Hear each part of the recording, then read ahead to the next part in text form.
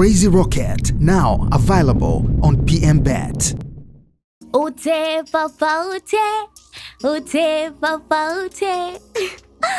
Alright, ebana Stromae hakujua kwamba ngoma yake ya Papa Ute itakuja kutake over 2026 licha ya kwamba original version ilitoka mwaka 2013. Jina lake kamili anaitwa Paul Van Harva, ambaye baba yake ni raia wa Rwanda lakini mama yake mzazi ni raia kutoka Sweden. Sasa history ya wimbo huo kidogo, licha ya wengi kugusia 1, 2, 3, lakini yeye binafsi aliwahi kuweka wazi kuwa kuandika ngoma hiyo haikuwa na maana ya kuulizia tu kuhusu baba yake, lakini pia alitaka kujua nini maana ya kuwa baba bora. Kwenye interview ambayo aliwahi kuifanya na kituo cha NPR, na mnukuu, alisema of course ni swali ambalo amekuwa nalo muda mrefu akijiuliza, na sio kwa sababu hajalelewa na baba, lakini kwa sababu yeye pia ni mwanaume na alitamani kujua ni nini maana ya kuwa baba bora. Akaendelea kwa kusema swali ni kwamba nini maana ya kuwa baba, nini maana ya kuwa baba bora, na nini maana ya kuwa baba mbaya. Lakini kiuhalisia jibu ni kwamba tunajaribu kadri ya uwezo wetu kuwa baba ambao wanahitajika kwenye dunia inayotuzunguka.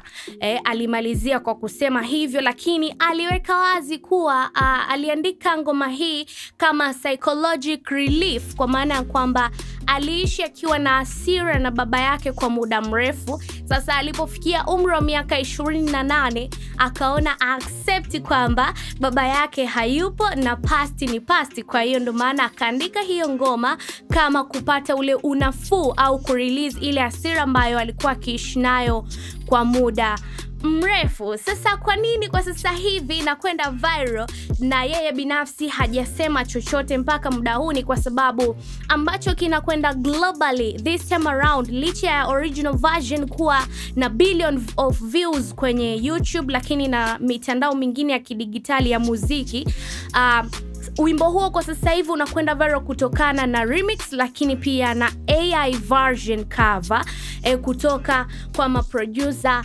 mbalimbali, ikiwemo producer Mix Mind ambaye huyu ni Msweden, ndo amefanya ni kama ameupdate hiyo ngoma yake akiweka background ya kama kwaya hivi kupitia hiyo AI version. Na version hii kutoka kwa producer Mix Mind imekwenda viral sana, hata Arsene Mukende wa alipita nayo na kuifanya ngoma hiyo kuzidi kwenda globally. Maproducer wengine ni kama Chill 77 na Unjaps, hawa wakiwa mojawapo wa wale maproducer ambao wamefanya ile AI version lakini pia na remix kwenda viral zaidi. Na hiyo ndio sababu ambayo imemfanya Stromae mpaka muda huu hajazungumza chochote juu ya wimbo wake, licha ya kwamba kwa sasa hivi internet imekuwa ikipush muziki huu. Kwa nini vijana? Kwa nini Gen Z? Kwa nini wimbo huo umepata audience mpya?